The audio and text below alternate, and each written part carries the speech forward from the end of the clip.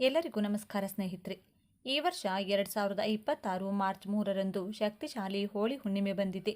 ಜೊತೆಗೆ ಚಂದ್ರಗ್ರಹಣ ಕೂಡ ಬಂದಿದೆ. ಚಂದ್ರಗ್ರಹಣದ ಕಾರಣದಿಂದಾಗಿ ಮೊದಲು ಪುತ್ರರನ್ನ ಹೊಂದಿರುವವರು ಇದನ್ನ ಮಾಡಲೇಬೇಕು, ಇಲ್ಲದಿದ್ದರೆ ಅನಾಹುತವಾಗುತ್ತದೆ. ಚಂದ್ರಗ್ರಹಣ ಜೊತೆಗೆ ಭಯಂಕರವಾಗಿರುವಂತಹ ಹುಣ್ಣಿಮೆ ಬರಲಿದೆ. ಹಾಗಾಗಿ ನರದೃಷ್ಟಿ ಅನ್ನೋದು ಎಲ್ಲರಿಗೂ ಕೂಡ ತಗಲುತ್ತದೆ. ಆದರೆ ದೊಡ್ಡವರಿಗೆ ಹೋಲಿಸಿದರೆ ಪುಟ್ಟ ಮಕ್ಕಳಿಗೆ ದೃಷ್ಟಿಯಾಗುವುದು ಜಾಸ್ತಿ. ಅದರಲ್ಲೂ ಹೆಣ್ಣು ಮಕ್ಕಳಿಗಿಂತ ಗಂಡು ಮಕ್ಕಳು ನರದೃಷ್ಟಿಯಿಂದ ಹೆಚ್ಚು ಕಷ್ಟಪಡುತ್ತಾರೆ. ನರದೃಷ್ಟಿ ತುಂಬ ಭಯಂಕರವಾದದ್ದು. ಒಂದು ದೊಡ್ಡ ಕುಟುಂಬಕ್ಕೇನಾದರೂ ನರದೃಷ್ಟಿ ತಗುಲಿದರೆ ಆ ಇಡೀ ಕುಟುಂಬವೇ ಸರ್ವನಾಶವಾಗುತ್ತದೆ. ಇಂದಿನ ಕಾಲದಲ್ಲಾದರೆ ಹೊರಗಿನಿಂದ ಮನೆಗೆ ಯಾರಾದರೂ ಬಂದರೆ ಮನೆಯಲ್ಲಿರುವಂತಹ ಹಿರಿಯರು ಅವರಿಗೆ ದೃಷ್ಟಿ ತೆಗೆದು ಮನೆಯೊಳಗೆ ಅವರನ್ನು ಕರೆದುಕೊಳ್ಳುತ್ತಿದ್ರು. ಅಥವಾ ಮನೆಯವರು ಎಲ್ಲಾದರೂ ಹೋಗಬೇಕು ಅಂದರೂ ಕೂಡ ಅವರ ಜೇಬಿನಲ್ಲಿ ಮೆಣಸಿನಕಾಯಿ, ಉಪ್ಪು, ಬೆಳ್ಳುಳ್ಳಿ ಮುಂತಾದ ಪದಾರ್ಥಗಳನ್ನು ಇಟ್ಟು ಕಳಿಸುತ್ತಿದ್ರು. ಮಕ್ಕಳಿಗೆ ಊಟ ತಿನ್ನಿಸಿದ ಮೇಲೆ ದೃಷ್ಟಿ ತೆಗೆಯುತ್ತಿದ್ರು. ಮಕ್ಕಳು ಎದ್ದ ತಕ್ಷಣ ಕಳಿಸುವಾಗ ಹೀಗೆ ಆಗಾಗ ದೃಷ್ಟಿ ತೆಗೆಯುತ್ತಲೇ ಇದ್ರು. ಆದರೆ ಇತ್ತೀಚಿನ ದಿನಗಳಲ್ಲಿ ಇದನ್ನೆಲ್ಲ ಯಾರೋ ಒಬ್ಬರೋ ಇಬ್ಬರು ಮಾತ್ರ ಫಾಲೋ ಮಾಡ್ತಿದ್ದಾರೆ ಅಷ್ಟೇ. ಹಿರಿಯವರು ಕೂಡ ಈಗ ಅದೆಲ್ಲ ಮೂಢನಂಬಿಕೆ ಅಂತ ತಳ್ಳಿ ಹಾಕ್ತಾ ಇದ್ದಾರೆ. ಇನ್ನು ಕಿರಿಯವರಿಗೆ ಇದೆಲ್ಲ ಗೊತ್ತೇ ಇಲ್ಲ ಬಿಡಿ. ಇಂತಹ ಪರಿಸ್ಥಿತಿಯಲ್ಲಿ ಪ್ರತಿಯೊಬ್ಬರೂ ಕೂಡ ನರದೃಷ್ಟಿಯನ್ನ ಮೈಮೇಲೆ ಹೊತ್ಕೊಂಡಿರ್ತಾರೆ. ಯಾರ ಕಣ್ಣಾದರೂ ಒಂದು ವೇಳೆ ಕುಟುಂಬದ ಮೇಲೆ ಬಿತ್ತು ಅಂದರೆ ಆ ಇಡೀ ಕುಟುಂಬವೆಲ್ಲ ಆರ್ಥಿಕ ಸಮಸ್ಯೆ, ಅನಾರೋಗ್ಯ ಸಮಸ್ಯೆ, ಆಸ್ತಿ ವಿವಾದಗಳು, ಗಂಡ ಹೆಂಡತಿ ಮಧ್ಯೆ ಕಲಹಗಳು, ಹೀಗೆ ಎಷ್ಟೋ ಸಮಸ್ಯೆಗಳನ್ನು ಅನುಭವಿಸಬೇಕಾಗುತ್ತದೆ. ಅದರಲ್ಲೂ ಮುಖ್ಯವಾಗಿ ಗಂಡು ಮಕ್ಕಳಿಗೆ ನರದೃಷ್ಟಿ ಹೆಚ್ಚಾಗಿರುತ್ತದೆ. ಹಾಗಾಗಿ ಎಲ್ಲರೂ ನರದೃಷ್ಟಿಯವರನ್ನು ನೋಯಿಸದಿರಲು ಹೆಚ್ಚು ಜಾಗೃತಿಗಳನ್ನು ತೆಗೆದುಕೊಳ್ಳಬೇಕು. ಇಲ್ಲದಿದ್ದರೆ ಸುಖ ಸುಮ್ಮನೆ ಕಷ್ಟಗಳನ್ನು ಅನುಭವಿಸಬೇಕಾಗುತ್ತದೆ. ದೃಷ್ಟಿ ಯಾವ ರೀತಿ ತೆಗೆದುಕೊಳ್ಬೇಕು, ಹಾಗೆ ದೃಷ್ಟಿಯ ಬಗ್ಗೆ ಇರುವಂತಹ ಕೆಲವು ಅನುಮಾನಗಳನ್ನು ಕೂಡ ಈ ವಿಡಿಯೋದಲ್ಲಿ ಬಗೆಹರಿಸ್ತೀನಿ. ಆದರೆ ಅದಕ್ಕೂ ಮುಂಚೆ ನೀವಿನ್ನು ನಮ್ಮ ಚಾನಲ್ನ ಸಬ್ಸ್ಕ್ರೈಬ್ ಮಾಡಿಕೊಂಡಿಲ್ಲ ಅಂದರೆ ಖಂಡಿತ ಈಗಲೇ ಸಬ್ಸ್ಕ್ರೈಬ್ ಮಾಡ್ಕೊಳ್ಳಿ. ಹಾಗೆ ಈ ವಿಡಿಯೋ ಇಷ್ಟ ಆದರೆ ಮರೆಯದೆ ಒಂದು ಲೈಕ್ ಕೊಡಿ. ಸ್ನೇಹಿತರೆ, ನಾವು ಜೀವನದಲ್ಲಿ ಬೆಳೀತಾ ಇದ್ದೀವಿ ಅಂದರೆ ಕೆಲವರು ನಮ್ಮ ಏಳಿಗೆಯನ್ನು ಸಹಿಸಲಾಗದೆ ಮನಸ್ಸಲ್ಲಿ ಹೊಟ್ಟೆ ಹುರಿ ಅಸೂಯೆಯನ್ನು ಪಡ್ತಾರೆ. ಅಂಥವರ ಕಾರಣದಿಂದ ನಮಗೆ ನರದೃಷ್ಟಿ ತಗುಲುತ್ತದೆ. ನರದೃಷ್ಟಿಯಾಗಿದೆ ಎಂದು ಕಂಡುಹಿಡಿಯುವ ಸುಲಭ ಉಪಾಯ ಏನೆಂದರೆ, ನಿಮ್ಮ ಮನೆಯಲ್ಲಿ ಯಾರಿಗಾದರೂ ನರದೃಷ್ಟಿಯಾಗಿದೆ ಅಂದರೆ ಅವರಿಗೆ ಆಗಾಗ ತಲೆನೋವು ಬರುತ್ತಿರುತ್ತದೆ. ಎಷ್ಟು ಮಾತ್ರೆ ತಿಂದರೂ ಕೂಡ ತಲೆನೋವು ಕಡಿಮೆಯಾಗಲ್ಲ. ಹಾಗೆ ಮೈಯಲ್ಲಿ ಏನೋ ಒಂದು ಥರ ಇರೋದು, ವಾಂತಿ ಭೇದಿಯಾಗೋದು, ಯಾವಾಗಲೂ ಸುಸ್ತಾಗಿರೋದು, ಶಕ್ತಿ ಕಳೆದುಕೊಂಡಂತೆ ಫೀಲ್ ಆಗ್ತಾರೆ. ಸಾಮಾನ್ಯವಾಗಿ ಹುಷಾರಿಲ್ಲ ಅಂದಾಗ ಈ ಎಲ್ಲ ಸಮಸ್ಯೆಗಳು ಕೂಡ ಬರುತ್ತದೆ. ನಾವು ಮದ್ದು ತೆಗೆದುಕೊಂಡ್ರೆ ಒಂದೆರಡು ದಿನಗಳಲ್ಲಿ ಸರಿ ಹೋಗುತ್ತದೆ. ಆದರೆ ನರದೃಷ್ಟಿ ತಗುಲಿದವರಿಗೆ ಪ್ರತಿದಿನ ಇದೇ ರೀತಿ ಇರುತ್ತೆ. ಎಷ್ಟು ಮದ್ದು ಮಾತ್ರೆ ತೆಗೆದುಕೊಂಡ್ರೂ ಕೂಡ ಪ್ರಾಬ್ಲಮ್ ಮಾತ್ರ ಹೋಗಲ್ಲ. ಅಂತಹ ಸಮಯದಲ್ಲಿ ಅವರಿಗೆ ನರದೃಷ್ಟಿಯಾಗಿದೆ ಎಂದು ನೀವು ತಿಳಿದುಕೊಳ್ಬೇಕು. ಮುಖ್ಯವಾಗಿ ಪುಟ್ಟ ಮಕ್ಕಳಿಗೆ, ಅದರಲ್ಲೂ ಗಂಡು ಮಕ್ಕಳಿಗೆ ಹೆಚ್ಚಾಗಿ ನರದೃಷ್ಟಿ ತಗುಲುತ್ತದೆ. ಮಕ್ಕಳಿಗೆ ನರದೃಷ್ಟಿಯಾಗಿದ್ದರೆ ಹೊಟ್ಟೆ ನೋವು ಬರೋದು, ಆಗಾಗ ಜ್ವರ ಬರೋದು, ಆರೋಗ್ಯ ಕೆಡೋದು, ಯಾವಾಗಲೂ ಕಿರಿಕಿರಿ ಮಾಡೋದು, ಅಳೋದು ಮಾಡ್ತಾ ಇರ್ತಾರೆ. ಮನೆಯಲ್ಲಿ ಪುಟ್ಟ ಮಕ್ಕಳಿದ್ರೆ, ಅದರಲ್ಲೂ ಮುಖ್ಯವಾಗಿ ಗಂಡು ಮಕ್ಕಳಿರುವಂಥ ಪ್ರತಿ ತಾಯಂದಿರು ಕೂಡ ಪ್ರತಿ ಅಮಾವಾಸ್ಯೆ ಹಾಗೂ ಹುಣ್ಣಿಮೆಗೆ ಅಥವಾ ಚಂದ್ರಗ್ರಹಣ ಸಮಯದಲ್ಲಿ ಅವರಿಗೆ ದೃಷ್ಟಿ ತೆಗಿಲೇಬೇಕು. ನಾನಿಲ್ಲಿ ಗಂಡು ಮಗುವಂತ ಪ್ರತಿ ಸಲ ಹೇಳ್ತಿರೋದಕ್ಕೆ ತಪ್ಪು ತಿಳ್ಕೊಬೇಡಿ. ಹೆಣ್ಣು ಮಕ್ಕಳಿಗೂ ಕೂಡ ದೃಷ್ಟಿಯಾಗುತ್ತದೆ. ಆದರೆ ಗಂಡು ಮಕ್ಕಳಿಗೆ ಹೆಚ್ಚಾಗಿ ದೃಷ್ಟಿ ಬೀಳುತ್ತದೆ. ಹಾಗೆ ಅವರಿಗೆ ಆ ದೃಷ್ಟಿ ತೆಗೆದುಕೊಳ್ಳುವಂತಹ ಶಕ್ತಿ ಅಷ್ಟೊಂದಿರುವುದಿಲ್ಲ. ಹಾಗಾಗಿ ಒತ್ತಿ ಒತ್ತಿ ಗಂಡು ಮಕ್ಕಳು ಅಂತ ಹೇಳ್ತಾ ಇದ್ದೀನಿ ಅಷ್ಟೇ. ಹೆಣ್ಣು ಮಕ್ಕಳಿಗೂ ಕೂಡ ತಪ್ಪದೇ ದೃಷ್ಟಿ ತೆಗೆಯಿರಿ. ಇನ್ನು ದೃಷ್ಟಿ ತೆಗೆಯೋಕೆ ಸುಲಭ ವಿಧಾನ ಏನೆಂದರೆ, ನಮ್ಮ ಎಡಗೈಯಲ್ಲಿ ಸ್ವಲ್ಪ ಕಲ್ಲುಪ್ಪು, ಒಣಮೆಣಸಿನಕಾಯಿ ತಗೊಂಡು ನಿಮ್ಮ ಮಗುವನ್ನು ಮುಂದೆ ನಿಲ್ಲಿಸಿಕೊಂಡು ಹಾದಿ ಕಣ್ಣು, ಬೀದಿ ಕಣ್ಣು, ನಾಯಿ ಕಣ್ಣು, ನರಿ ಕಣ್ಣು, ಅಕ್ಕಪಕ್ಕದವರ ಕಣ್ಣು, ಮನೆಯವರ ಕಣ್ಣು, ಯಾರ ಕಣ್ಣು ನನ್ನ ಮಗುವಿನ ಮೇಲೆ ಬೀಳಬಾರದು ಎಂದು ಹೇಳಿ 3 ಸಲ ನಿಮ್ಮ ಮಗುವಿನ ಸುತ್ತಲೂ ಕೈಯನ್ನು ಸುತ್ತಿ ದೃಷ್ಟಿ ತೆಗೆಯಿರಿ. ದೃಷ್ಟಿ ತೆಗೆದ ಉಪ್ಪನ್ನು ಯಾರೂ ತುಳಿಯದೇ ಇರುವಂತಹ ಜಾಗದಲ್ಲಿ ಎಸೆಯಿರಿ. ಇನ್ನು ಮನೆ ಚೆನ್ನಾಗಿದೆ ಅಂದರೆ, ಕ್ಲೀನ್ ಆಗಿದೆ ಅಂದರೆ, ದೊಡ್ಡದಾಗಿದೆ ಅಂದರೆ, ಸ್ವಂತ ಮನೆ ಇದೆ ಅಂದರೆ ದೃಷ್ಟಿ ಬೀಳೋದು ಕಾಮನ್. ಅಕ್ಕಪಕ್ಕದ ಮನೆಯವರ ಕಣ್ಣು ಅಥವಾ ಬಂಧುಗಳು, ಸ್ನೇಹಿತರ ಕಣ್ಣು ನಿಮ್ಮ ಮನೆ ಮೇಲೆ ಬಿದ್ದರೆ ನಿಮ್ಮ ಕುಟುಂಬದಲ್ಲಿ ಸಮಸ್ಯೆಗಳು ಶುರುವಾಗುತ್ತದೆ. ನೀವು ಅದುವರೆಗೂ ಸಂಪಾದಿಸಿದಂಥ ಹಣವೆಲ್ಲವೂ ಖಾಲಿಯಾಗುತ್ತದೆ. ಕುಟುಂಬದಲ್ಲಿ ಅನಾರೋಗ್ಯ ಸಮಸ್ಯೆಗಳು ತಲೆ ಎತ್ತುತ್ತದೆ. ನರದೃಷ್ಟಿಯನ್ನು ಪೂರ್ತಿಯಾಗಿ ನಿವಾರಿಸಲು ಸಾಧ್ಯವಾಗುವುದಿಲ್ಲ. ಆದರೆ ಕೆಲವು ಪರಿಹಾರಗಳನ್ನು ಮಾಡಿಕೊಳ್ಳೋದ್ರಿಂದ ಅದನ್ನು ಕಡಿಮೆ ಮಾಡಿಕೊಳ್ಳಬಹುದು. ನಮ್ಮ ಕುಟುಂಬದಲ್ಲಿ ಸಂತೋಷ ಚಿಗುರಬೇಕು ಅಂದರೆ ನಮ್ಮ ಮನೆಯಲ್ಲಿರುವಂಥ ನರದೃಷ್ಟಿ ಮೊದಲು ಹೋಗಬೇಕು. ನಮ್ಮ ಮನೆಯಲ್ಲಿರುವಂತಹ ದರಿದ್ರ ಯಾವಾಗ ಹೊರಟು ಹೋಗ್ತದೋ ಆಗಲೇ ನಮ್ಮ ಮನೆಗೆ ಹಣ ಬರೋಕೆ ಶುರುವಾಗುತ್ತದೆ. ಹಾಗಾಗಿ ಪ್ರತಿಯೊಬ್ಬರೂ ಅವರವರ ಮನೆ ಮುಂದೆ ತಪ್ಪದೆ ಒಂದು ಕುಂಬಳಕಾಯಿ ಕಟ್ಟಿಕೊಳ್ಬೇಕು. ಮನೆ ಮುಂದೆ ಕುಂಬಳಕಾಯಿ ಕಟ್ಟಿದರೆ ಕಾಲಭೈರವ ನಮ್ಮ ಮನೆಗೆ ರಕ್ಷಣೆಯಾಗಿರ್ತಾರೆ. ನಮ್ಮ ಮನೆಗೆ ಯಾರಾದರೂ ಬಂದಾಗ ಮನೆಯೊಳಗೆ ಬರುವುದಕ್ಕೂ ಮುಂಚೆ ಅವರಿಗೆ ಮನೆ ಮುಂದೆ ಕಟ್ಟಿರುವಂಥ ಕುಂಬಳಕಾಯಿ ಕಾಣಿಸಬೇಕು. ಆ ರೀತಿ ಕಾಣಿಸಿದರೆ ಅವರ ನೋಟ ಕುಂಬಳಕಾಯಿ ಮೇಲೆ ಬಿದ್ದು ಅವರಿಂದ ನಮಗೆ ಆಗಬೇಕಾದ ನರದೃಷ್ಟಿ ಹೊರಟು ಹೋಗುತ್ತದೆ. ಕುಂಬಳಕಾಯಿ ಬೇಗನೆ ಕೆಟ್ಟು ಹೋದರೆ ನಿಮ್ಮ ಮನೆಗೆ ಅಷ್ಟೊಂದು ದೃಷ್ಟಿ ತಗುಲಿದೆ ಅಂತ ಅರ್ಥ. ಅದೆಲ್ಲವೂ ಕುಂಬಳಕಾಯಿ ತೆಗೆದುಕೊಂಡು ಅದು ಕೆಟ್ಟು ಹೋಗಿದೆ ಎಂಬುದು ನೀವು ಗಮನಿಸಬೇಕು. ಕುಂಬಳಕಾಯಿ ಕೆಟ್ಟು ಹೋಯಿತು ಅಂದರೆ ಅದನ್ನು ಒಂದು ದಿನ ಕೂಡ ಮನೆ ಮುಂದೆ ಹಾಗೆ ಇಟ್ಕೊಳ್ಬಾರ್ದು. ಇನ್ನು ತುಂಬ ಜನರ ಮನೆಯಲ್ಲಿ ಯಾವುದೋ ಒಂದು ಕಾರಣದಿಂದ ವಾಸ್ತು ಸಮಸ್ಯೆ ಇರಬಹುದು, ಅಥವಾ ಮುಟ್ಟು ಮೈಲಿಗೆ ಇರಬಹುದು, ಇನ್ನೇನಾದರೂ ಕಾರಣದಿಂದ ದುಷ್ಟಶಕ್ತಿಗಳು ಮನೆಯೊಳಗೆ ಪ್ರವೇಶಿಸುತ್ತವೆ. ನಮ್ಮ ಮನೆಯಲ್ಲಿ ದೈವಶಕ್ತಿ ಇಲ್ಲದಿದ್ದರೆ ಖಂಡಿತ ಅಲ್ಲಿ ದುಷ್ಟಶಕ್ತಿಗಳು ಕಾಲಿಡುತ್ತವೆ.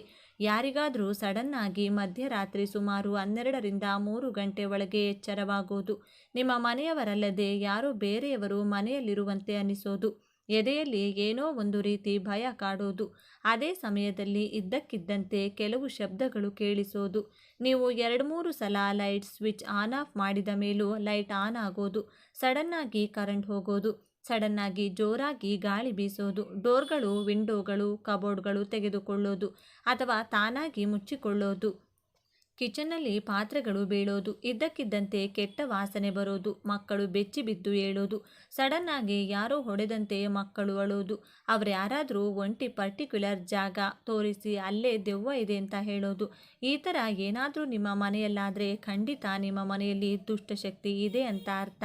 ನೀವು ಮಾಡಿಕೊಳ್ಬೇಕು. ಇದಕ್ಕೆ ಪರಿಹಾರವಾಗಿ ನೀವು ಮನೆಯಲ್ಲಿ ಎಲ್ಲೂ ಕೂಡ ಜೇಡರ ಬಲೆ ಇರದಂತೆ ನೋಡಿಕೊಳ್ಬೇಕು. ಇಲ್ಲದಿದ್ದರೆ ಮನೆಯಲ್ಲಿ ದಟ್ಟ ದರಿದ್ರ ಶುರುವಾಗುತ್ತದೆ. ಹೊಸ ಮನೆಗೆ ಹೋಗುವಾಗ ನಾವು ಹಾಲುಕ್ಕಿಸಿ ಹೋಗ್ತೀವಿ, ಅಂದರೆ ಮನೆಯಲ್ಲಿ ಹಾಲುಕ್ಕೋದು ಶುಭ. ಆದರೆ ಯಾವಾಗಲೂ ಹಾಲು ಉಕ್ಕಿ ಕೆಳಗೆ ಚೆಲ್ಲೋದು, ಹಾಲಿನ ಪಾತ್ರೆ ಸೀದು ಹೋಗೋದು ಅಥವಾ ಕೈಯಲ್ಲಿ ಹಿಡಿದುಕೊಂಡಿರುವಂಥ ಹಾಲು ಅಕಸ್ಮಾತ್ತಾಗಿ ಜಾರಿ ಕೆಳಗೆ ಬಿದ್ದು ಚೆಲ್ಲೋಗೋದು, ಹಾಲು ಆಗಾಗ ಹೊಡೆದು ಹೋಗೋದು, ಈ ರೀತಿಯಾದರೂ ಕೂಡ ದುಷ್ಟಶಕ್ತಿ ಮನೆಯಲ್ಲಿದೆ ಅಂತ ಅರ್ಥ. ಮುಖ್ಯವಾಗಿ ನಿಮ್ಮ ಮನೆ ಕಡೆ ನೋಡಿಕೊಂಡು ಮಧ್ಯರಾತ್ರಿ ನಾಯಿ ಅಳೋದು ಅಥವಾ ನಿಮ್ಮ ಮನೆಯಲ್ಲೇ ಇರುವಂತಹ ನಾಯಿ ಮಧ್ಯರಾತ್ರಿನೂ ಮಠ ಮಧ್ಯಾಹ್ನನೂ ಅಳ್ತಾ ಇದ್ದರೆ ನಿಮ್ಮ ಮನೆಯೊಳಗೆ ದುಷ್ಟಶಕ್ತಿಗಳು ಪ್ರವೇಶಿಸುವಂಥ ಅವಕಾಶ ಹೆಚ್ಚಾಗಿದೆ ಅಂತ ಅರ್ಥ. ಅಥವಾ ದುಷ್ಟಶಕ್ತಿಗಳು ನಿಮ್ಮ ಮನೆಯೊಳಗೆ ಪ್ರವೇಶಿಸಲು ಅವಕಾಶಕ್ಕಾಗಿ ಎದುರು ನೋಡ್ತಾ ಇದೆ ಅಂತ ಅರ್ಥ. ಹಾಗಾಗಿ ನಾಯಿ ಅಳು ಕೇಳಿಸಿಕೊಂಡ್ರೆ ಆ ಕೂಡಲೇ ನೀವು ಓಂ ನಮಃ ಶಿವಾಯ, ಓಂ ಕಾಲಭೈರವಾಯ ಅನ್ನೋ ಮಂತ್ರವನ್ನು ಸಾಧ್ಯವಾದಷ್ಟು ಸಲ ಜಪ ಮಾಡಬೇಕು. ಯಾರಿಗಾದರೂ ನರದೃಷ್ಟಿ ಆಗಿದೆ ಅಂದರೆ ಕೂಡಲೇ ಆ ವ್ಯಕ್ತಿಗೆ ದೃಷ್ಟಿ ತೆಗಿಬೇಕು. ದೃಷ್ಟಿ ತೆಗೆಯೋಕೆ ನಿಂಬೆಹಣ್ಣಾಗಲಿ, ತೆಂಗಿನಕಾಯಾಗಲಿ, ಕುಂಬಳಕಾಯಿಯಾಗಲಿ, ಪೊರಕೆಯಾಗಲಿ ಅಥವಾ ಕಲ್ಲುಪ್ಪು ಮತ್ತು ಒಣಮೆಣಸಿನಕಾಯಾಗಲಿ ಬಳಸಬೇಕು. ದೃಷ್ಟಿ ಅನ್ನೋದು ಕೇವಲ ನಮ್ಮ ಮೇಲೆ ಮಾತ್ರವಲ್ಲದೆ ನಾವು ಮಾಡುವ ವ್ಯಾಪಾರದ ಮೇಲೆ, ನಮ್ಮ ಹೊಲದ ಮೇಲೆ, ನಮ್ಮ ಮನೆ ಮೇಲೂ ಕೂಡ ಬೀಳುತ್ತದೆ. ಹಾಗಾಗಿ ದೃಷ್ಟಿ ಇದೆಯೋ ಇಲ್ವೋ ಪಕ್ಕಕ್ಕೆ ಇಟ್ಟರೆ ಪ್ರತಿಯೊಬ್ಬರೂ ಕೂಡ ಮನೆ ಬಾಗಿಲಿಗೆ ದೃಷ್ಟಿ ಗಣಪತಿ ಅಥವಾ ವಾಸ್ತು ಹನುಮಂತ ಅಥವಾ ಯಾವುದಾದರೂ ದೃಷ್ಟಿ ಯಂತ್ರವನ್ನು ತಪ್ಪದೇ ಕಟ್ಟಿಕೊಳ್ಳಿ. ನಿಮ್ಮ ಕೈಗೋ ಕಾಲಿಗೋ ಕಪ್ಪು ದಾರವನ್ನು ಕಟ್ಕೊಳ್ಳಿ. ಮಕ್ಕಳಿಗೆ ಸೊಂಟಕ್ಕೂ ಕೂಡ ಒಂದು ಕಪ್ಪು ದಾರವನ್ನು ಕಟ್ಟಿರಿ. ಇನ್ನು ತುಂಬ ಜನರ ಜಾತಕದಲ್ಲಿ ಯಾವಾಗಲೂ ದುರದೃಷ್ಟ ಹಿಂಬಾಲಿಸುತ್ತದೆ. ಅಂಥವರು ಪ್ರತಿದಿನ ಎದ್ದ ತಕ್ಷಣ ಕಲ್ಲುಪ್ಪನ್ನು ನೋಡಬೇಕು. ಪ್ರತಿದಿನ ಎದ್ದ ತಕ್ಷಣ ಕಲ್ಲುಪ್ಪು ನೋಡಿದರೆ ಜಾತಕದಲ್ಲಿರುವಂಥ ದುರದೃಷ್ಟ ಹೋಗಿ ಅದೃಷ್ಟ ಬರುತ್ತದೆ. ಒಂದು ವೇಳೆ ಅನಗತ್ಯ ಖರ್ಚುಗಳು ಬರ್ತಾ ಇದ್ರೆ ಚಿಕ್ಕ ಪೇಪರ್ನಲ್ಲಿ ಸ್ವಲ್ಪ ಕಲ್ಲುಪ್ಪು ಹಾಕಿ ಸುತ್ತಿ ನಿಮ್ಮ ಪರ್ಸೊಳಗೆ ಇಟ್ಕೊಳ್ಳಿ. ಆಗ ಖರ್ಚುಗಳು ಕಡಿಮೆಯಾಗಿ ಆರ್ಥಿಕವಾಗಿ ಲಾಭ ಇರುತ್ತೆ. ಆರ್ಥಿಕ ಸಮಸ್ಯೆಗಳು ಹೊರಟು ಹೋಗುತ್ತೆ. ನಿಮಗೆ ನರದೃಷ್ಟಿ ಆಗಬಾರ್ದು ಅಂದರೆ ವಾರದಲ್ಲಿ 1 ಸಲನಾದರೂ ನೀವು ಸ್ನಾನ ಮಾಡೋ ನೀರಲ್ಲಿ ಸ್ವಲ್ಪ ಕಲ್ಲುಪ್ಪು ಹಾಕಿಕೊಂಡು ಸ್ನಾನ ಮಾಡಬೇಕು. ನಾವು ಒಂದೊಂದು ಸಲ ದಾರಿಲಿ ಹೋಗುವಾಗ ದೃಷ್ಟಿ ತೆಗೆದು ಬಿಸಾಡಿರುವಂಥ ಕಲ್ಲುಪ್ಪು, ಮೆಣಸಿನಕಾಯಿ, ನಿಂಬೆಹಣ್ಣು, ಬೂದುಗುಂಬಳಕಾಯಿ ಅಥವಾ ತೆಂಗಿನಕಾಯಿ ನೋಡ್ತಾ ಇರ್ತೀವಿ. ಅದನ್ನು ತುಳಿದರೆ ಸಮಸ್ಯೆಗಳು ಬರುತ್ತೆ ಅಂತ ಪಂಡಿತರು ಹೇಳ್ತಾರೆ. ನಾವು ದೊಡ್ಡವರಾಗಿರೋದ್ರಿಂದ ಸ್ವಲ್ಪ ಹುಷಾರಾಗಿರ್ತೀವಿ. ಆದರೆ ಪುಟ್ಟ ಮಕ್ಕಳು ಬೇಕಂತಾನೆ ತುಳಿಬೇಡ ಅಂದರೆ ಅದನ್ನು ತುಳಿಯೋದು, ಮುಟ್ಬೇಡ ಅಂದರೆ ಅದನ್ನೇ ಮುಟ್ಟೋದು ಮಾಡ್ತಾರೆ. ಹಾಗಾಗಿ ಆ ವಿಷಯದಲ್ಲಿ ಸ್ವಲ್ಪ ಜಾಗ್ರತೆ ವಹಿಸಬೇಕು. ಒಂದು ವೇಳೆ ಮಗು ಅದನ್ನು ಮುಟ್ಟಿದ್ರೆ ಮಗುವನ್ನು ಮನೆಗೆ ಕರೆತಂದ ತಕ್ಷಣ ಅವರಿಗೆ ಸ್ವಲ್ಪ ಉಪ್ಪಾಕಿರುವಂಥ ನೀರಿಂದ ಸ್ನಾನ ಮಾಡಿಸಬೇಕು. ಅದರ ನಂತರ ಸ್ವಲ್ಪ ಕಲ್ಲುಪ್ಪು, ಒಣಮೆಣಸಿನಕಾಯಿಯಿಂದ ಮಗುವಿಗೆ ದೃಷ್ಟಿ ತೆಗೆದು ಅದನ್ನು ಹೊರಗಡೆ ಬಿಸಾಡಬೇಕು. ನಾವು ನಮ್ಮ ಮಗುವಿಗಾಗಲಿ ಅಥವಾ ಮನೆ, ವ್ಯಾಪಾರ ಎಲ್ಲಾದರೂ ದೃಷ್ಟಿ ತೆಗೆದ್ರೆ ಅದನ್ನು ಬೇರೆಯವರು ತುಳಿಯುವಂತಹ ಕಡೆ ಹಾಕಬೇಕು ಅಂತೇನಿಲ್ಲ. ದೃಷ್ಟಿ ತೆಗೆದ್ರೆ ದೃಷ್ಟಿ ಹೊರಟು ಹೋಗುತ್ತೆ. ಆದರೆ ಕೆಟ್ಟ ಮನಸ್ಥಿತಿ ಇರುವಂಥ ಜನರು ಅವರ ದೃಷ್ಟಿ ಬೇರೆಯವರಿಗೆ ಹೋಗಲಿ ಅನ್ನೋ ಕೆಟ್ಟ ಭಾವನೆಯಿಂದ ಜನ ತುಳಿಯುವಂಥ ಕಡೆ ಅದನ್ನು ಎಸಿತಾರೆ. ಆ ಪದಾರ್ಥಗಳಲ್ಲಿ ದುಷ್ಟಶಕ್ತಿಗಳು ಸೇರಿಕೊಳ್ಳೋದ್ರಿಂದ ನಾವು ಅದನ್ನು ತುಳಿದ್ರೆ ನಮಗೆ ಸಮಸ್ಯೆಗಳು ಶುರುವಾಗುತ್ತದೆ. ಹಾಗಾಗಿ ನಮಗೆ ಸರಿ ಹೋಗಬೇಕು ಅಥವಾ ಒಳ್ಳೆಯದಾಗಬೇಕು ಅಂದುಕೊಳ್ಳೋದು ತಪ್ಪಲ್ಲ. ಆದರೆ ಬೇರೆಯವರಿಗೆ ಕೆಟ್ಟದಾಗಬೇಕು, ಅವರು ಹಾಳಾಗಬೇಕು ಅಂದ್ಕೊಳ್ಳೋದು ತುಂಬ ತಪ್ಪು. ಹಾಗಾಗಿ ನೀವು ದೃಷ್ಟಿ ತೆಗೆದ್ರೆ ಜನರು ತುಳಿಯದಿರುವಂತಹ ಕಡೆ ಬಿಸಾಡಿ ಅಥವಾ ನೀರಿನಲ್ಲಿ ಹಾಕ್ಬಿಡಿ. ಇದರಿಂದ ನಿಮ್ಮ ಸಮಸ್ಯೆನೂ ಹೋಗುತ್ತೆ, ಬೇರೆಯವರಿಗೆ ನಿಮ್ಮ ಸಮಸ್ಯೆ ಬರಲ್ಲ. ಹೆಂಗಸರನ್ನ ಮಹಾಲಕ್ಷ್ಮಿ ಜೊತೆ ಹೋಲಿಕೆ ಮಾಡ್ತಾರೆ. ನಿಮ್ಮ ಮನೆಯಲ್ಲಿ ಹೆಂಗಸರು ಅಳ್ತಾ ಇದ್ರೆ ಮಹಾಲಕ್ಷ್ಮಿ ಹೊರಟು ಹೋಗ್ತಾಳೆ. ದರಿದ್ರ ದೇವತೆ ಮನೆಯೊಳಗೆ ಹೆಜ್ಜೆ ಇಡ್ತಾಳೆ. ಹಾಗಾಗಿ ನಿಮ್ಮ ಮನೆಯ ಮಹಾಲಕ್ಷ್ಮಿಯನ್ನ ಯಾವಾಗಲೂ ಸಂತೋಷವಾಗಿ ನೋಡ್ಕೊಳ್ಳಿ. ಪುಟ್ಟ ಮಕ್ಕಳು ಮಲಗಿರುವಾಗ ಅದು ಎಷ್ಟು ಮುದ್ದಾಗಿದೆ, ಎಷ್ಟು ಚೆನ್ನಾಗಿ ಮಲಗಿದೆ ಅಂತ ತಾಯಿ ಅಥವಾ ಮನೆಯವರು ಮಗುವನ್ನೇ ನೋಡ್ತಾ ಅದಕ್ಕೆ ದೃಷ್ಟಿ ತಾಕಬಾರದು ಅಂತ ಮಲಗಿರೋ ಮಗುಗೆ ದೃಷ್ಟಿ ತೆಗಿತಾರೆ. ಆದರೆ ಯಾವಾಗಲೂ ಕೂಡ ಮಗು ಮಲಗಿರುವಾಗ ದೃಷ್ಟಿ ತೆಗಿಬಾರ್ದು. ಪುಟ್ಟ ಮಕ್ಕಳಿಗೆ ಕರ್ಪೂರದಿಂದ ದೃಷ್ಟಿ ತೆಗೆದ್ರೆ ತುಂಬ ಒಳ್ಳೆಯದು. ಹಾಗಾಗಿ ತಟ್ಟೆಯಲ್ಲಿ ಸ್ವಲ್ಪ ಅರಿಶಿನ, ಕುಂಕುಮ ಬೆರೆಸಿರುವಂಥ ನೀರಿನ ಮೇಲೆ ಒಂದು ವೀಳ್ಯದೆಲೆ ಇಟ್ಟು ಅದರ ಮೇಲೆ ಕರ್ಪೂರ ಹಚ್ಚಿ ಮಗುವಿಗೆ ದೃಷ್ಟಿ ಆಗಾಗ ತೆಗಿತಾ ಇರಿ. ಕೆಲವರಿಗೆ ಸುಮ್ಮನೆ ಕಾಲಲ್ಲಾಡಿಸೋದು ಅಭ್ಯಾಸ. ಆ ರೀತಿ ಯಾವಾಗಲೂ ಕಾಲಲ್ಲಾಡಿಸ್ತಾ ಇದ್ರೆ ಆ ಮನೆಯಲ್ಲಿ ದರಿದ್ರ ದೇವತೆ ಕಾಲಿಡುತ್ತಾಳೆ. ಹಾಗಾಗಿ ಆ ಅಭ್ಯಾಸ ಇದ್ರೆ ಬಿಟ್ಟು ಬಿಡಿ. ಮನೆಯಲ್ಲಿ ಸುಖ ಸಂತೋಷ ಇರಬೇಕು ಅಂದರೆ ಒಂದು ಗಾಜು ಬಟ್ಟಲಿನಲ್ಲಿ ಕಲ್ಲುಪ್ಪು ಹಾಕಿ ನಿಮ್ಮ ಮನೆಯ ಈಶಾನ್ಯ ದಿಕ್ಕಿನಲ್ಲಿ ಇಟ್ಟು ಬಿಡಿ. ಒಂದು ವೇಳೆ ಮನೆಯಲ್ಲಿ ಜಾಸ್ತಿ ನೆಗೆಟಿವ್ ಎನರ್ಜಿ ಇದೆ ಅಂತ ನಿಮಗೆ ಅನಿಸಿದರೆ ಪ್ರತಿ ಕೋಣೆಯಲ್ಲಿ ಬಾತ್ರೂಮ್ ಕೂಡ ಸೇರಿ ಎಲ್ಲ ಕಡೆನೂ ಒಂದೊಂದು ಚಿಕ್ಕ ಗಾಜು ಬಟ್ಟಲಲ್ಲಿ ಸ್ವಲ್ಪ ಸ್ವಲ್ಪ ಕಲ್ಲುಪ್ಪು ಹಾಕಿ ಇಟ್ಟು ಬಿಡಿ. ಇದನ್ನು ಪ್ರತಿ ತಿಂಗಳು ಬರುವಂಥ ಅಮಾವಾಸ್ಯೆ ಅಥವಾ ಹುಣ್ಣಿಮೆ ಎಂದು ತೆಗೆದು ನೀರಲ್ಲಿ ಅಥವಾ ಯಾರೂ ತುಳಿಯದೇ ಇರುವಂತಹ ಕಡೆ ಎಸೆದು ಹೊಸದಾಗಿ ಮತ್ತೆ ಕಲ್ಲುಪ್ಪು ತುಂಬಿಟ್ಕೊಳ್ಳಿ. ಇದರಿಂದ ನಿಮ್ಮ ಮನೆಯಲ್ಲಿ ದೃಷ್ಟಿದೋಷ ಇರಲ್ಲ, ನೆಗೆಟಿವ್ ಎನರ್ಜಿ ಕೂಡ ಹೊರಟು ಹೋಗುತ್ತದೆ. ಆಗಾಗ ಮನೆಯಲ್ಲಿ ಧೂಪ ಹಾಕ್ತಾ ಇರಿ. ಧೂಪದಲ್ಲಿ ಬೇವಿನ ಎಲೆಗಳನ್ನು ಬಳಸಿ ಮನೆ ಬಾಗಿಲಿಗೆ ಬೇವಿನ ಎಲೆಗಳನ್ನು ಕಟ್ಕೊಳ್ಳಿ. ಇದೆಲ್ಲ ಕೂಡ ನಕಾರಾತ್ಮಕ ಶಕ್ತಿಯನ್ನು ಮನೆಯಿಂದ ಓಡಿಸೋಕೆ ಸಹಾಯ ಮಾಡುತ್ತದೆ. ಈ ವಿಡಿಯೋ ನಿಮಗೆ ಇಷ್ಟ ಆದರೆ ಲೈಕ್ ಮಾಡಿ, ಶೇರ್ ಮಾಡಿ. ಇಂತಹ ಹೆಚ್ಚಿನ ಉತ್ತಮ ಮಾಹಿತಿಗಳಿಗಾಗಿ ಈ ವರ್ಷ 2026 ಮಾರ್ಚ್ 3ರಂದು ಶಕ್ತಿಶಾಲಿ ಹೋಳಿ ಹುಣ್ಣಿಮೆ ಬಂದಿದೆ. ಜೊತೆಗೆ ಚಂದ್ರಗ್ರಹಣ ಕೂಡ ಬಂದಿದೆ. ಇಂತಹ ಶಕ್ತಿಶಾಲಿಯ ಈ ದಿನ ಸ್ನಾನದ ನೀರಿಗೆ ಯಾವ 2 ವಸ್ತು ಬೆರೆಸಿ ಸ್ನಾನವನ್ನು ಮಾಡಬೇಕು? 1 ಲೋಟ ಹಾಲಿನಿಂದ ಹಾಗೂ ಕಲ್ಲುಪ್ಪಿನಿಂದ ಯಾವ ಕೆಲಸ ಮಾಡಿದರೆ ನಿಮ್ಮ ಸಮಸ್ಯೆಗಳು 48 ಗಂಟೆಯಲ್ಲಿ ತೀರುತ್ತವೆ? ಮಹಾಲಕ್ಷ್ಮಿ ಹಾಗೂ ಲಲಿತಮ್ಮನವರ ಅನುಗ್ರಹಕ್ಕೋಸ್ಕರ ಯಾವ 2 ನಾಮಗಳನ್ನು ದೀಪ ಬೆಳಗಿಸುವಾಗ ಹೇಳಿಕೊಳ್ಬೇಕೆಂದು ಇವತ್ತಿನ ಈ ವಿಡಿಯೋದಲ್ಲಿ ಸಂಪೂರ್ಣವಾಗಿ ತಿಳಿಸಿಕೊಡ್ತೀವಿ. ಬನ್ನಿ. ಅದಕ್ಕೂ ಮುಂಚೆ ನೀವಿನ್ನು ಚಾನಲ್ಗೆ ಸಬ್ಸ್ಕ್ರೈಬ್ ಆಗಿಲ್ಲ ಅಂದರೆ ಈಗಲೇ ಸಬ್ಸ್ಕ್ರೈಬ್ ಆಗಿ, ಹಾಗೆ ವಿಡಿಯೋಗೆ ಲೈಕ್ ಮಾಡಿ, ವಿಡಿಯೋ ಸ್ಕಿಪ್ ಮಾಡದೆ ಕೊನೆ ತನಕ ನೋಡಿ. ಎಲ್ಲರೂ ಭಕ್ತಿಯಿಂದ ಜೈ ಚಂದ್ರದೇವ ಅಂತ ಕಮೆಂಟ್ ಮಾಡಿ. ಈ ದಿನ ಬ್ರಹ್ಮ ಮುಹೂರ್ತದಲ್ಲಿ ಎದ್ದು ವಿಷ್ಣು ದೇವರ ಧ್ಯಾನ ಮಾಡಿ, ಗಂಗಾ ಜಲವಿರುವ ನೀರಿನಿಂದ ಸ್ನಾನ ಮಾಡಿ ಮತ್ತು ಧ್ಯಾನ ಮಾಡಿ. ಸಾಧ್ಯವಾದರೆ ಗಂಗಾ ಸ್ನಾನ ಮಾಡಿ. ನಂತರ ಸೂರ್ಯ ದೇವರಿಗೆ ಪೂಜೆ ಮತ್ತು ನೀರನ್ನು ಅರ್ಪಿಸುವ ಪ್ರತಿಜ್ಞೆಯನ್ನು ತೆಗೆದುಕೊಳ್ಳಿ. ಸೂರ್ಯ ದೇವರ ಮಂತ್ರಗಳನ್ನು ಪಠಿಸಿ ಮತ್ತು ಸೂರ್ಯ ಚಾಲಿಸಾವನ್ನು ಪಠಿಸಿ. ವಿಷ್ಣುವನ್ನು ಭಕ್ತಿಯಿಂದ ಪೂಜಿಸಿ ಮತ್ತು ವಿಷ್ಣು ಸಹಸ್ರನಾಮವನ್ನು ಓದಿ. ಪೂಜೆ ಮುಗಿದ ನಂತರ ಹರಿಯುವ ನೀರಿನಲ್ಲಿ ಎಳ್ಳನ್ನು ತೇಲಿಬಿಡಿ. ಈ ದಿನ ಎಳ್ಳಿನಿಂದ ಕೆಲವು ಕಾರ್ಯಗಳನ್ನು ಮಾಡುವ ಮೂಲಕ ಮನೆಗೆ ಅದೃಷ್ಟ ಬರುತ್ತದೆ. ಹಾಗೂ ಈ ದಿನ ಬಡವರಿಗೆ ಅಥವಾ ಬ್ರಾಹ್ಮಣರಿಗೆ ದಾನ ಮಾಡಿ ಅವರ ಆಶೀರ್ವಾದವನ್ನು ಪಡೆಯಿರಿ. ತುಂಬ ಶಕ್ತಿಯುತವಾದದ್ದು. ಈ ದಿನಗಳಂದು ಮಾಡುವಂತಹ ಪರಿಹಾರಗಳು, ಯಾವುದೇ ಅನುಷ್ಠಾನಗಳು ಶೀಘ್ರವಾಗಿ ಫಲ ಕೊಡುತ್ತದೆ. ಮನೆಯ ಸದಸ್ಯರು ಸ್ನಾನದ ನೀರಿಗೆ ಸ್ವಲ್ಪ ಬೇವಿನ ಎಲೆಗಳು ಹಾಗೂ 3 ಚಿಟಿಕೆಯಷ್ಟು ಅರಿಶಿನವನ್ನು ಸ್ನಾನದ ನೀರಿಗೆ ಬೆರೆಸಿ ಸ್ನಾನವನ್ನು ಮಾಡಿದರೆ ದೇಹದಲ್ಲಿನ ಎಲ್ಲ ನೆಗೆಟಿವ್ ಎನರ್ಜಿಗಳು ಹೊರಟು ಹೋಗುತ್ತವೆ. ಜನರ ಕೆಟ್ಟ ಕಣ್ಣಿನ ದೃಷ್ಟಿ ಕಡಿಮೆಯಾಗಿ ಅದೃಷ್ಟ ದೇಹಕ್ಕೆ ವಿಶೇಷ ಚೇತನ ಕೂಡಿ ಬರುತ್ತದೆ. ಸ್ನಾನದ ನಂತರ ಆ ಎಲೆಗಳನ್ನು ಎಸೆಯಬೇಕು. ಈ ದಿನದಂದು ಪೂಜೆ, ಜಪ, ತಪಸ್ಸು, ದಾನ ಮಾಡುವುದು ಬಹಳ ಮುಖ್ಯ. ಈ ದಿನ ಗಂಗಾ ಸ್ನಾನ ಮಾಡೋದ್ರಿಂದ ಸರ್ವ ಪಾಪಗಳಿಂದ ಮುಕ್ತಿ ಸಿಗುತ್ತದೆ. ಈ ದಿನ ಪೂರ್ವಜರಿಗೆ ನೈವೇದ್ಯ ಅರ್ಪಿಸುವ ಮೂಲಕ ಪಿತೃದೋಷ ನಿವಾರಣೆಯಾಗುತ್ತದೆ. ಈ ದಿನ ಪೂರ್ವಜರ ಹೆಸರಿನಲ್ಲಿ ದಾನ ಮಾಡೋದ್ರಿಂದ ಪೂರ್ವಜರು ಸಂತುಷ್ಟರಾಗುತ್ತಾರೆ. ಈ ದಿನದ ಪೂಜೆಯಿಂದ ಅಪಾರ ಫಲಿತಾಂಶ ಸಿಗುತ್ತದೆ.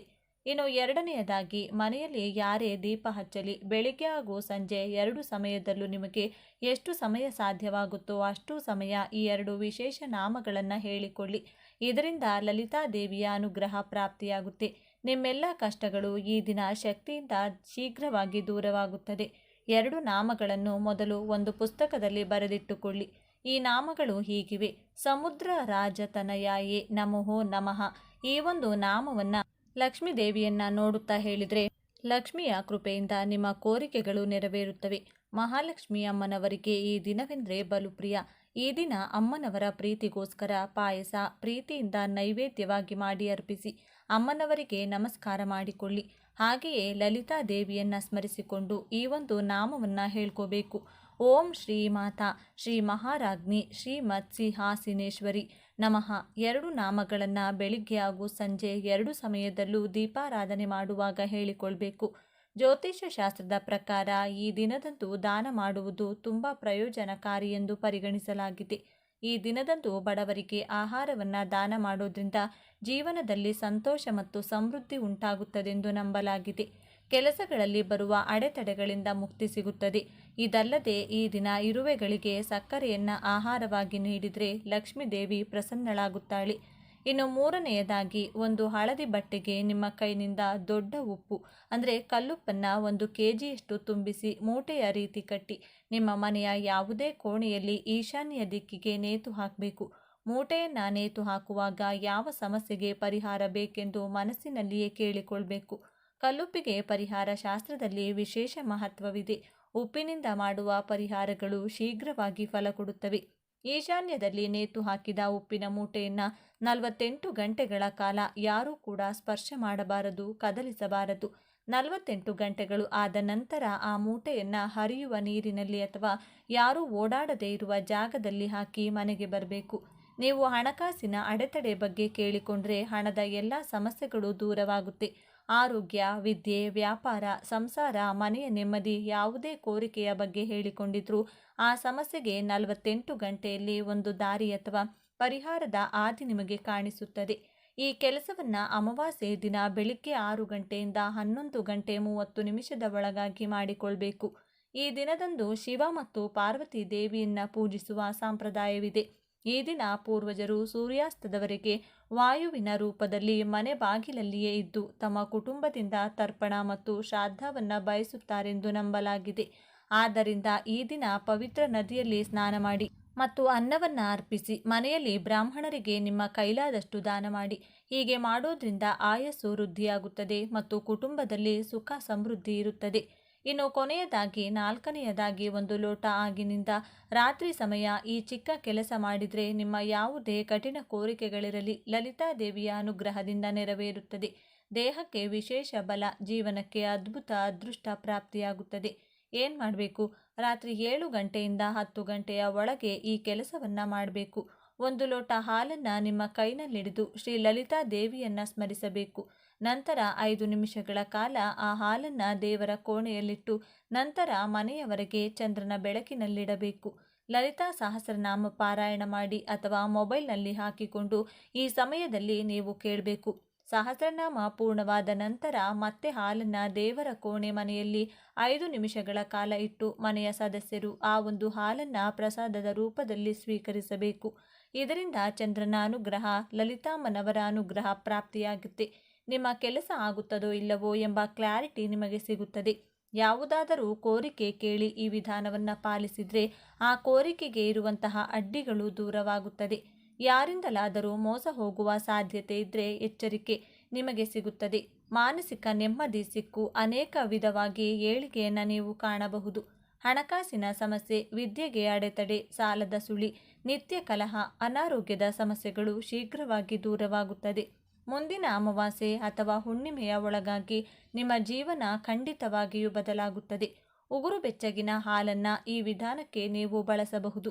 ಈ 4 ಕೆಲಸಗಳನ್ನು ಈ ದಿನ ಮಾಡಿ ನೋಡಿ. ಎಲ್ಲ ಮಾರ್ಗದಲ್ಲೂ ನಿಮ್ಮ ಹಣ ಸಂಪಾದನೆ ಹೆಚ್ಚಾಗುತ್ತದೆ. ಲಲಿತಾದೇವಿ ಹಾಗೂ ಮಹಾಲಕ್ಷ್ಮೀ ದೇವಿ ಕೃಪೆಯಿಂದ ಅದೃಷ್ಟ ಕೂಡಿ ಬರುತ್ತದೆ. ಈ ದಿನ ಆಂಜನೇಯ ಸ್ವಾಮಿಯ ಮುಂದೆ ತುಪ್ಪದ ದೀಪವನ್ನು ಹಚ್ಚಿಟ್ಟು ಈ ಶಕ್ತಿಶಾಲಿ ಮಂತ್ರವನ್ನು ಪಠಿಸಬೇಕು. ಇದರಿಂದ ಕಾರ್ಯಸಿದ್ಧಿಯಾಗುತ್ತದೆ. ಆಂಜನೇಯನ ಪರಿಪೂರ್ಣ ಅನುಗ್ರಹ ಲಭಿಸುತ್ತದೆ. ದೊಡ್ಡ ದೊಡ್ಡ ಕಷ್ಟಗಳು ಕೂಡ ದೂರವಾಗುತ್ತದೆ. ಈ ಕಾರ್ಯಸಿದ್ಧಿ ಹನುಮಾನ್ ಮಂತ್ರ ಈ ವಿಧವಾಗಿದೆ. ಓಂ ಶ್ರೀ ವಜ್ರದೇಹಾಯ ರಾಮಭಕ್ತಾಯ ವಾಯುಪುತ್ರಾಯ ನಮೋಸ್ತುತೆ. ಈ ಒಂದು ಮಂತ್ರವನ್ನು 3 ಬಾರಿ, 21 ಬಾರಿ ಅಥವಾ 108 ಬಾರಿ ಹೇಳಿಕೊಂಡು, ವಿಶೇಷವಾಗಿ ಅಸಾಧ್ಯ ಸಾಧಕ ಹನುಮ ಸ್ತೋತ್ರ ಆಗಿರಬಹುದು, ಹನುಮ ಚಾಲಿಸ ಆಗಿರಬಹುದು, ಸುಂದರಕಾಂಡ ಪಾರಾಯಣ ಮಾಡುವುದಾಗಿರಬಹುದು, ರಾಮರಕ್ಷಾ ಸ್ತೋತ್ರವನ್ನು ಹೇಳಿಕೊಂಡರೂ ಕೂಡ ತುಂಬ ಒಳ್ಳೆಯದು. ಯಾವ ಮಂತ್ರ ಸ್ತೋತ್ರ ಪಾರಾಯಣ ಮಾಡಲು ಬರೋದಿಲ್ಲ ಎನ್ನುವವರು ಪ್ರೀತಿಯಿಂದ ಶ್ರೀರಾಮ ಜಯ ರಾಮ ಜಯ ಜಯ ರಾಮ ಎಂದು ಹೇಳುತ್ತಾ ಆಂಜನೇಯನನ್ನ ಈ ದಿನ ಪೂಜಿಸಬಹುದು. ಇದರ ಜೊತೆಗೆ ಆಂಜನೇಯನ ಬಲ ಶಕ್ತಿ ಸದಾ ನಿಮ್ಮೊಂದಿಗಿರಲು ಹನುಮಾನ್ ಸ್ತೋತ್ರ ಎಂಬ ವಿಶೇಷ ಸ್ತೋತ್ರವಿದೆ. ಇದನ್ನ ಒಂದು ಸಲ ಕೇಳಿದ್ರೆ, ಬರೆದರೆ ಅಥವಾ ಓದಿದ್ರೆ ಸರ್ವಶಕ್ತಿಗಳು ನಿಮ್ಮ ಜೊತೆಗೆ ಇರುತ್ತದೆ. ಶತ್ರುಗಳಿಂದ ಆಗುವಂತಹ ತೊಂದರೆ, ದುಷ್ಟಶಕ್ತಿಗಳ ಕಾಟ ನಿಮ್ಮ ಹತ್ತಿರವೂ ಕೂಡ ಸುಳಿಯುವುದಿಲ್ಲ. ಸರ್ವ ಜಯವು ನಿಮ್ಮದಾಗುತ್ತದೆ. ಇದೆಲ್ಲದರ ಜೊತೆಗೆ ಆಂಜನೇಯ ಸ್ವಾಮಿಗೆ ಈ ದಿನ ಒಂದು ಚಿಕ್ಕ ವಸ್ತುವನ್ನು ನೀಡಿದರೆ, ಮಾತು ಸರಿಯಾಗಿ ಸ್ಪಷ್ಟವಾಗಿ ಮಾತನಾಡಲು ಬರದ ಮಕ್ಕಳಿಗೆ ಸ್ಪಷ್ಟ ಮಾತು ಬರುತ್ತದೆ. ವ್ಯಾಪಾರ ಏಳಿಗೆ ಆಗದವರಿಗೆ ವ್ಯಾಪಾರದ ಜಯ, ಹಣದ ಕಷ್ಟವಿದ್ದವರಿಗೆ ಧನಲಾಭ, ಅನಾರೋಗ್ಯ ಇದ್ದವರಿಗೆ ಆರೋಗ್ಯ, ವಿದ್ಯೆಯ ಬಲ ಇಲ್ಲದವರಿಗೆ ವಿದ್ಯೆಯ ಶಕ್ತಿ ಲಭಿಸಿ ಉತ್ತಮೋತ್ತಮ ಫಲ ಲಭಿಸುತ್ತದೆ. ಇಷ್ಟೆಲ್ಲ ಫಲ ನೀಡುವಂತಹ ವಸ್ತು ಯಾವುದೆಂದರೆ ಗಂಟೆ. ಈ ದಿನದಂದು ಮರೆಯದೆ ನೀವಾಗಿರಬಹುದು ಅಥವಾ ಚಿಕ್ಕ ಮಕ್ಕಳ ಕೈನಲ್ಲಾಗಿರಬಹುದು ಒಂದು ಚಿಕ್ಕ ಗಂಟೆಯನ್ನು ದೇಗುಲಕ್ಕೆ ಕೊಡಿ ಅಥವಾ ಕೊಡಿಸಿ. ಇದರಿಂದ ಶುಭ ಫಲಗಳು ಪ್ರಾಪ್ತಿಯಾಗುತ್ತದೆ. ಇನ್ನು ಸಿಂಧೂರದಿಂದ ಆಂಜನೇಯ ಸ್ವಾಮಿಯ ದೇಗುಲದಲ್ಲಿ ಅರ್ಚನೆ ಮಾಡಿಸಿ ಆ ಸಿಂಧೂರವನ್ನು ಮನೆಗೆ ತಂದು ಎಳ್ಳೆಣ್ಣೆಗೆ ಬೆರೆಸಿ ದಿನವೂ ಹಣೆಗೆ ತಿಲಕವಾಗಿ ಇಡುತ್ತಾ ಬನ್ನಿ. ಆಂಜನೇಯ ಸ್ವಾಮಿಯು ಶಿವನ ಅಂಶ ಎಂದು ಹೇಳಲಾಗುತ್ತೆ. ಆದ್ದರಿಂದ ಈ ದಿನ ಶಿವನ ದರ್ಶನವನ್ನು ಮಾಡಿ ಹನುಮರಾಮ ಇಬ್ಬರನ್ನು ಕೂಡ ಸ್ಮರಿಸಿಕೊಳ್ಳಿ. ಆಂಜನೇಯ ಸ್ವಾಮಿಗೆ ತುಳಸಿ ದಳಗಳು, ಪಾರಿಜಾತ ಪುಷ್ಪ, ದಾಸವಾಳ ಪುಷ್ಪ, ಸೇವಂತಿಗೆಯನ್ನು ಈ ದಿನ ವಿಶೇಷವಾಗಿ ಅರ್ಪಿಸಿ ನಮಸ್ಕಾರ ಮಾಡಿಕೊಳ್ಳಿ. ಇನ್ನು ಈ ವಿಶೇಷ ದಿನದಂದು ಸತ್ಯನಾರಾಯಣ ಸ್ವಾಮಿ ಕತೆ ಕೇಳಿದರೆ, ಓದಿದರೆ ಅಥವಾ ಸತ್ಯನಾರಾಯಣ ಸ್ವಾಮಿ ಪೂಜೆ ಮಾಡಿಸುವುದು, ಪೂಜೆಯಲ್ಲಿ ಕೂರುವುದು ಮಾಡಿದರೆ ಸರ್ವ ವಿಧವಾದ ಜಾತಕ ದೋಷಗಳು, ದಾರಿದ್ರ್ಯ ದೋಷಗಳು ಕಳೆದು ಮನೆಯ ಏಳಿಗೆಯಾಗುತ್ತೆ. ಪೂಜೆ ಮಾಡಿಸಲು ಅಥವಾ ಸತ್ಯನಾರಾಯಣ ಸ್ವಾಮಿ ಕತೆ ಕೇಳಲು ಸಾಧ್ಯವಾಗದಿದ್ದವರು ನಿಮ್ಮ ಊರಿನಲ್ಲಿರುವಂಥ ಸತ್ಯನಾರಾಯಣ ಸ್ವಾಮಿ ದೇಗುಲವಿದ್ದರೆ ದರ್ಶನ ಮಾಡಿ ಬನ್ನಿ. ಅಥವಾ ಮನೆಯಲ್ಲಿಯೇ ಸತ್ಯನಾರಾಯಣ ಸ್ವಾಮಿ ಫೋಟೋ ಇಟ್ಟು ತುಪ್ಪದ ದೀಪ ಹಚ್ಚಿ ನಮಸ್ಕಾರವನ್ನು ಮಾಡಿಕೊಳ್ಳಿ. ಈ ವಿಡಿಯೋಗೆ ಒಂದು ಲೈಕನ್ನು ಕೊಟ್ಟು ಜೈ ಮಹಾಲಕ್ಷ್ಮೀ ದೇವಿ, ಜೈ ಲಲಿತಾ ದೇವಿ ಅಂತ ಬರೆದು ಪ್ರತಿಯೊಬ್ಬರಿಗೂ ಕೂಡ ಈ ವಿಡಿಯೋವನ್ನು ಶೇರ್ ಮಾಡಿ. ಧನ್ಯವಾದಗಳು.